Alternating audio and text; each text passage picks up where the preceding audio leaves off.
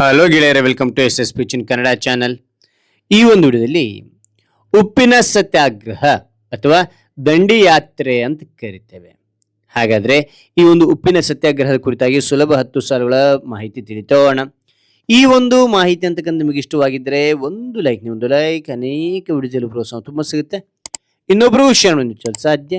ಇಂಥ ಅನೇಕ ವಿಡಿಯೋಗಳ ಚಾನಲ್ ಸಬ್ಸ್ಕ್ರೈಬ್ ಆಗಿ. ಹಾಗಾದ್ರೆ ಈ ಒಂದು ಮಾಹಿತಿಯನ್ನ ಕಲಿತಾ ಹೋಣ ಬನ್ನಿ.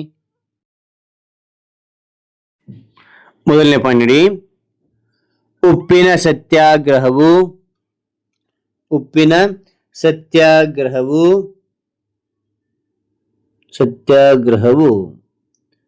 ಭಾರತದ ಸ್ವಾತಂತ್ರ್ಯ ಹೋರಾಟದ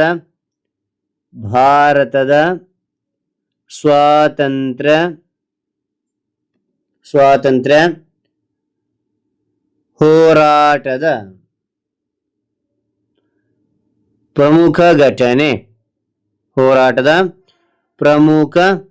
ಘಟನೆ. ಓಕೆ, ಅದಾದ ನಂತರ ನೋಡಿ ಎರಡನೇ ಪಾಯಿಂಟ್, ಇದನ್ನು ಮಹಾತ್ಮ ಗಾಂಧೀಜಿ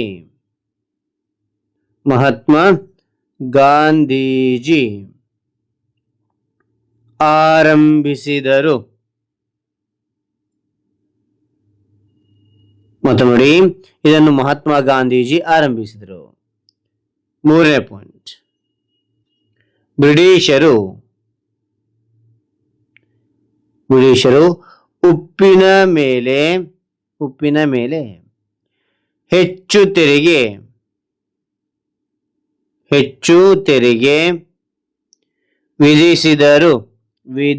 ವಿಧಿಸಿದರು. ನಾಲ್ಕನೇ ಪಾಯಿಂಟ್, ಅದಕ್ಕೆ ವಿರೋಧವಾಗಿ ಗಾಂಧೀಜಿ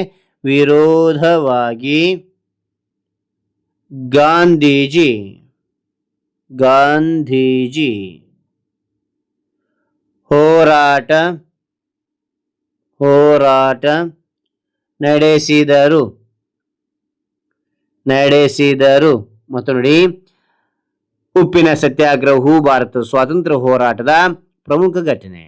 ಎರಡನೇ ಪಾಯಿಂಟ್, ಇದನ್ನು ಮಹಾತ್ಮ ಗಾಂಧೀಜಿ ಆರಂಭಿಸಿದರು.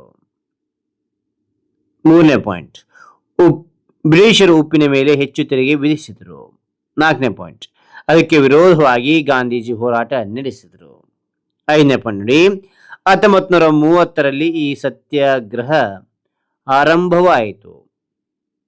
ಓಕೆ, 1930ರಲ್ಲಿ ಈ ಸತ್ಯಾಗ್ರಹ ಆರಂಭವಾಯಿತು.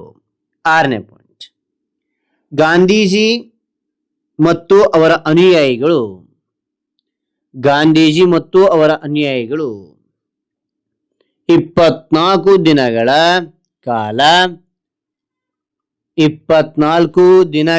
ಕಾಲ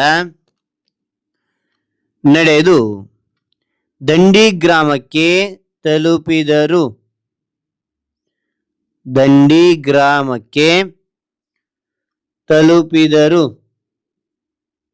ಓಕೆ, ಅದಾದ ನಂತರ ಏಳನೇ ಪಾಯಿಂಟ್, ಈ ನಡೆಯನ್ನು ದಂಡಿ ಯಾತ್ರೆ ಎಂದು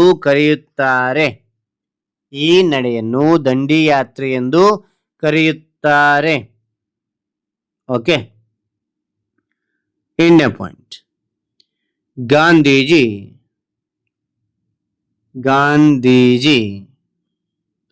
ಸಮುದ್ರದ ನೀರಿನಿಂದ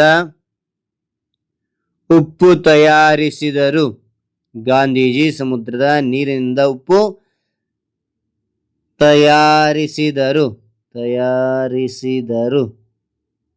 ಓಕೆನಾ, ತಯಾರಿಸಿದರು. ಅಂದ್ರೆ 9ನೇ ಪಾಯಿಂಟ್, ಇದರಿಂದ ಬ್ರಿಟಿಷರ ಕಾನೂನಿಗೆ ವಿರೋಧ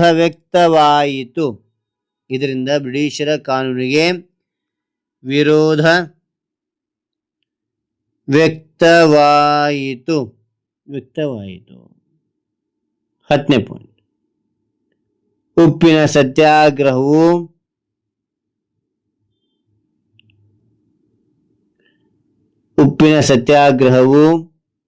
ಭಾರತದ ಸ್ವಾತಂತ್ರ್ಯ ಹೋರಾಟಕ್ಕೆ ದೊಡ್ಡ ಬಲ